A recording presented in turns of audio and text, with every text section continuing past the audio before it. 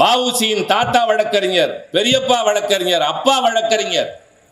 ஒட்டப்பிடாரத்தில் உயர்ந்து நின்ற மாளிகை அவர்களுடைய வீடு. வெள்ளையன் வாணிகத்தின் மூலமாக உள்ளே நுழைந்தான், நான் வாணிகத்தின் மூலமாகவே விரட்டுகிறேன் என்று நாடெல்லாம் சென்று நிதி திரட்டினாரே. அப்படி நிதி திரட்ட வடக்கே சென்ற போது அவர் மகன் இறந்து விட்டான் என்ற செய்தி கேட்டவுடன் பறந்தோடி திரும்பி வராமல், அது இயல்பாக நடக்க வேண்டிய காரியங்களும் நடக்கட்டும், நான் வந்திருப்பது முக்கியமான காரியம், நான் கப்பல் வாங்க வேண்டும் என்று காசு வாங்கி கொண்டு வந்தானே அந்த கப்பல் ஓட்டிய தமிழன். 2 ஜீவாந்திர தண்டைகள் பெற்றவன் இந்திய சுதந்திர வரலாற்றில் வேறு யாருமே கிடையாது. அங்கே சென்று செக்கிழத்தார், சீரழிந்தார், சிதைப்பட்டார். வெளியே வந்த போது நாதி இல்லை.